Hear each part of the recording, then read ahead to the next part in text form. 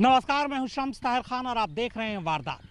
हमारे देश की आबादी लगभग 1.5 अरब है, जबकि कोरोना ने फिलहाल करीब 1.5 करोड़ लोगों को अपना मरीज बनाया।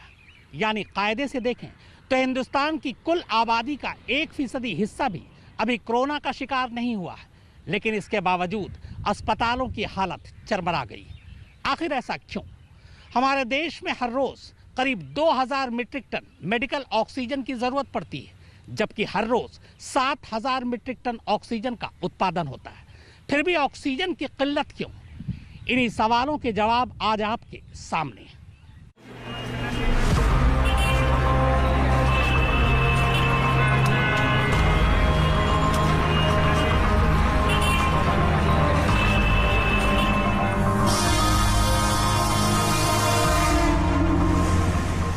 32,87,263 वर्ग किलोमीटर में फैला यह हिंदुस्तान है।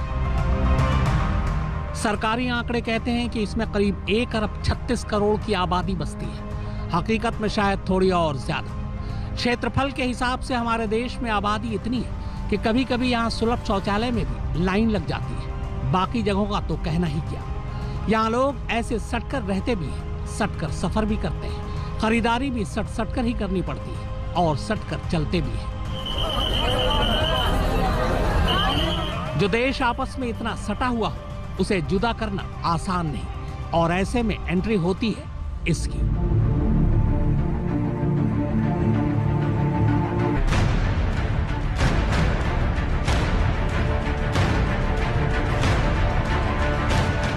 हमें पसंद नहीं कि हमें कोई कैद करे। हमें आदत है हर मुसीबत को हंसते हुए झेलने की। मुसीबत में खेलने की इस बार भी हमने खूब खेला।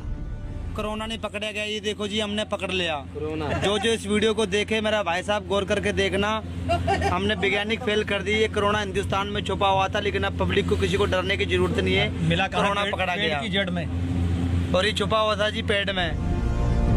मगर ये मुसीबत ना तो खेलने की चीज है और ना ही इसे इतनी आसानी से झेला जा सकता है, और ऐसे देश में तो बिल्कुल भी नहीं, जहां दिल्ली, मुंबई और कोलकाता जैसे अकेले शहरों की आबादी यूरोप के कई देशों की कुल आबादी से कहीं ज्यादा है। सोचिए, यहाँ ये वायरस क्या हश्र करने वाला है।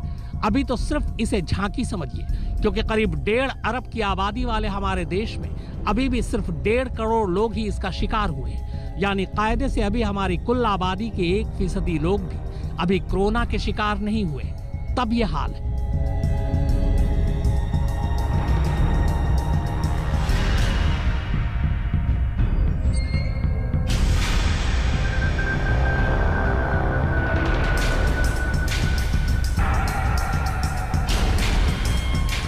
इतने बड़े हमारे देश में 1 अरब 36 करोड़ की आबादी के लिए सिर्फ 69,000 सरकारी और प्राइवेट हॉस्पिटल हैं। इनमें 25,778 सरकारी अस्पताल हैं, 21,403 ग्रामीण क्षेत्रों में और 4,375 शहरी इलाकों में। जबकि प्राइवेट हॉस्पिटल की तादाद 43,486 है। यानी भारत के हेल्थ इंफ्रास्ट्रक्चर में प्राइवेट प्लेयर की हिस्सेदारी 62% है। ग्लोबल सर्वे करने वाली अमेरिकी एजेंसी स्टैटिस्टा और the centre for disease dynamics, economics and policy के आंकड़ों के मुताबिक सबसे ज्यादा अस्पताल देश में यूपी में है 17,103, कर्नाटक में 10,684, राजस्थान में 5,644, तेलंगाना में 4,110, केरल में 3,342, महाराष्ट्र में 3,203, बिहार में 3,034, उड़ीसा में 2,501, तमिलनाडु में 2,439, पंजाब में 2,320। कोरोना के इस काल में अस्पतालों की मारामारी तो है ही, मगर उससे भी ज्यादा मारामारी है बेड्स की। अस्पतालों में मरीजों को बेड्स तक नहीं मिल रही और उन्हें जमीन पर या अस्पताल की चौखट के बाहर लेटकर अपना इलाज कराना पड़ रहा है। आपको ये जानकर हैरानी होगी कि करीब 1.5 अरब की इस आबादी के लिए हमारे अस्पतालों में सिर्फ 19 लाख बेड ही मरीजों के लिए है, जिनमें करीब 7,14,000 बेड सरकारी अस्पतालों में और बाकी के करीब 11,85,000 बेड्स प्राइवेट हॉस्पिटल में है। देश में सबसे ज्यादा बेड्स यूपी में है, 2,81,402, कर्नाटक में 2,62,109, महाराष्ट्र में 2,31,739, तमिलनाडु में 1,55,375, पश्चिम बंगाल में 1,13,535, तेलंगाना में 99,919, केरल में 99,227, राजस्थान में 93,176, आंध्र प्रदेश में 83,230, मध्य प्रदेश में 64,939। कोरोना जिस तरह लोगों को शिकार बना रहा है, उससे मरीजों के लिए आईसीयू बेड्स की जरूरत पड़ रही है। कई मरीजों ने तो सिर्फ इसलिए दम तोड़ दिया क्योंकि उन्हें वक्त पर आईसीयू में भर्ती ही नहीं कराया जा सका। देश में कुल 94,961 आईसीयू बेड्स ही हैं, जिनमें करीब 35,000 सरकारी और 59,000 प्राइवेट हॉस्पिटल्स में हैं। आईसीयू बेड्स की सबसे ज्यादा तादाद यूपी में 14,070, कर्नाटक में 13,105, महाराष्ट्र में 11,587, तमिलनाडु में 7,769, पश्चिम बंगाल में 5,677, तेलंगाना में 4,996, केरल में 4,961, राजस्थान में 4,659, आंध्र प्रदेश में 4,162 और एमपी में 3,247। मगर जब जिंदगी मौत से जूझने लगे, बचने का कोई आसार नजर न आए, तब मरीज को जरूरत पड़ती है वेंटिलेटर की। वो मशीन जो मुर्दों को भी जिंदा रखती है, उखड़ती सांसों को थाम लेती है। खासकर कोरोना के ऐसे वक्त में जब ये वायरस फेफड़ों पर हमला करके सांसें रोक रहा है, तब तो वेंटिलेटर की जरूरत पहले से भी कहीं ज्यादा बढ़ गई है। देश में कुल वेंटिलेटर्स की बात करें तो ये तादाद सिर्फ 47,481 है। उनमें भी सरकारी अस्पतालों में सिर्फ 17,885 वेंटिलेटर हैं। बाकी करीब 30,000 वेंटिलेटर प्राइवेट हॉस्पिटल्स में है, जिसका खर्च उठा पाना आम आदमी के लिए तकरीबन नामुमकिन है। आंकड़ों की बात करें तो देश में सबसे ज्यादा वेंटिलेटर उत्तर प्रदेश में 7,035, कर्नाटक में 6,553, महाराष्ट्र में 5,793, तमिलनाडु में 3,884, पश्चिम बंगाल में 2,838, तेलंगाना में 2,498, केरल में 2,481, राजस्थान में 2,329, आंध्र प्रदेश में 2,081 और मध्य प्रदेश में 1,623 वेंटिलेटर हैं। अस्पताल हो, बेड हो, आईसीयू या फिर वेंटिलेटर, स्वास्थ्य के इंफ्रास्ट्रक्चर के हर मामले में यूपी सबसे आगे है, क्योंकि यूपी देश का सबसे बड़ा राज्य है, यहीं सबसे ज्यादा आबादी बसती है। मगर बावजूद इसके सरकार और प्रशासन कोरोना और उससे होने वाली मौतों पर लगाम लगाने में कमजोर पड़ती नजर आ रही है। यूपी में रोजाना 30,000 से ज्यादा मामले सामने आ रहे हैं और अब तक करीब 10,000 मौत हो चुकी है। यूपी ही नहीं, पूरे देश में हालात बेहद खराब हो चुके हैं। जिस तेजी से कोरोना के मामले बढ़ रहे हैं, उससे निपटने के लिए भारत में मौजूदा मेडिकल इंफ्रास्ट्रक्चर और मेडिकल उपकरण नाकाफी है। जानकारों के मुताबिक कोरोना से निपटने के लिए भारत को अगले 1 महीने के अंदर 50,000 वेंटिलेटर और अस्पतालों में 2 लाख से ज्यादा बेड की जरूरत पड़ सकती है, जबकि करीब 70,000 आईसीयू बेड्स की जरूरत पड़ेगी। कोरोना से संक्रमित मरीजों के इलाज में वेंटिलेटर की सबसे अहम भूमिका होती है। सांस लेने में तकलीफ होने पर वेंटिलेटर का ही सहारा होता है। पूरी दुनिया इस वक्त वेंटिलेटर के इंतजाम में लगी है। दुनिया भर में वेंटिलेटर बनाने वाली 4-5 ही बड़ी कंपनियां हैं, जिनके पास भी इस वक्त वेंटिलेटर बनाने की इतनी क्षमता नहीं रह गई जितनी दुनिया को जरूरत है। हम में से बहुत से लोग अक्सर वेंटिलेटर का नाम सुनते हैं, मगर पता नहीं कि आखिर ये वेंटिलेटर होता क्या है। कोरोना मरीजों के लिए आखिर क्यों ये किसी वरदान की तरह साबित हो रहा है? अगर आसान जुबान में समझें तो जब किसी मरीज के श्वसन तंत्र सांस लेने के सिस्टम में इतनी ताकत नहीं रह जाती कि वो खुद से सांस ले सके, तो उसे वेंटिलेटर की जरूरत पड़ती है। आमतौर पर वेंटिलेटर 2 तरह के होते हैं, पहला मैकेनिकल वेंटिलेटर और दूसरा नॉन इन्वेसिव वेंटिलेटर। अस्पतालों में हम जो वेंटिलेटर आईसीयू में देखते हैं, वो आमतौर पर मैकेनिकल वेंटिलेटर ही होता है, जो एक ट्यूब के जरिए सांस की नली से जोड़ दिया जाता है। ये वेंटिलेटर इंसान के फेफड़ों तक ऑक्सीजन पहुंचाने का काम करता है, साथ ही ये शरीर से कार्बन डाइऑक्साइड को बाहर निकालता है। वहीं दूसरी तरह का नॉन इन्वेसिव वेंटिलेटर श्वसन नली से नहीं जोड़ा जाता, इसमें मुंह और नाक को कवर करके ऑक्सीजन फेफड़ों तक पहुंचाया जाता है।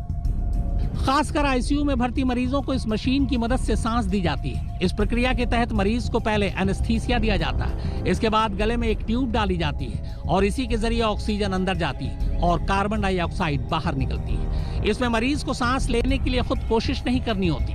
आमतौर पर यह मशीन 50% ऐसे मरीजों को मौत के मुंह से खींच लाती है जो सामान्य स्थिति में दम तोड़ चुके होते हैं। 1930 के दशक के आसपास इसे इस्तेमाल में लाया गया था, तब इसे आयरन लंग का नाम दिया गया था।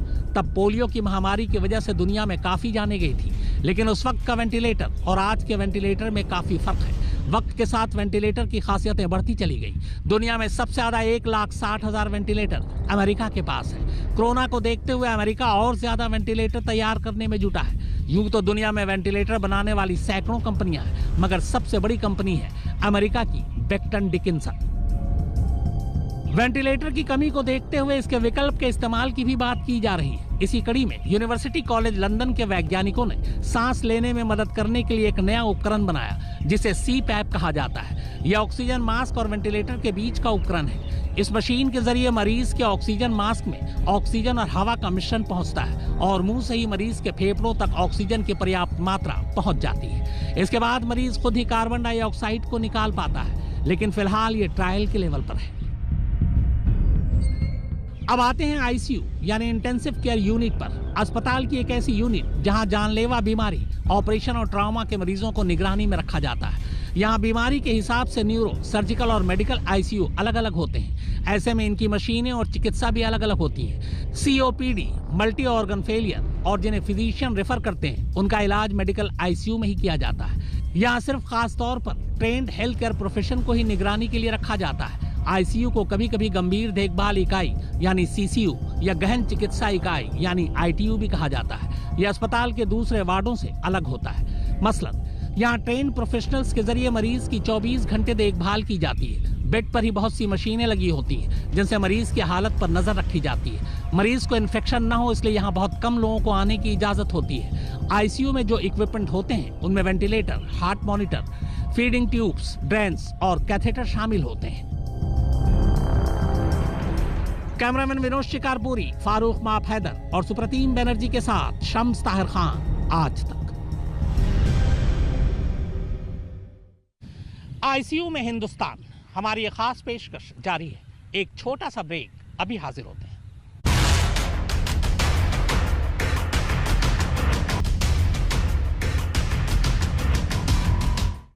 फिलहाल लॉकडाउन के जरिए कोरोना के चेन को तोड़ने की कोशिश की जा रही है। ये वो वक्त भी है जिसका फायदा उठाकर अस्पतालों में बेहतर इंतजाम किए जा सकते हैं। लेकिन दूसरी तरफ एक और दिक्कत है, मेडिकल स्टाफ की कमी। कोरोना अपना शिकार मेडिकल स्टाफ को भी बना रहा है। अब तक देश में करीब 3000 से ज्यादा मेडिकल स्टाफ की जान जा चुकी है।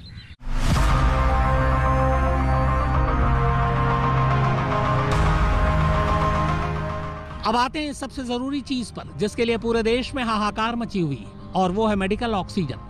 कोविड-19 के मरीजों के लिए मेडिकल ऑक्सीजन सबसे अहम चीजों में से एक है। ऐसे में हम आपको बताते हैं कि ये मेडिकल ऑक्सीजन क्या होती है, कैसे बनती है और कैसे अस्पतालों तक पहुंचती है। वैसे तो ऑक्सीजन हवा और पानी दोनों में मौजूद होती है। हवा में 21% ऑक्सीजन होती है और 78% नाइट्रोजन होती है। इसके अलावा 1% दूसरी गैसें होती है। इनमें हाइड्रोजन, नियोन और कार्बन डाइऑक्साइड भी होती है।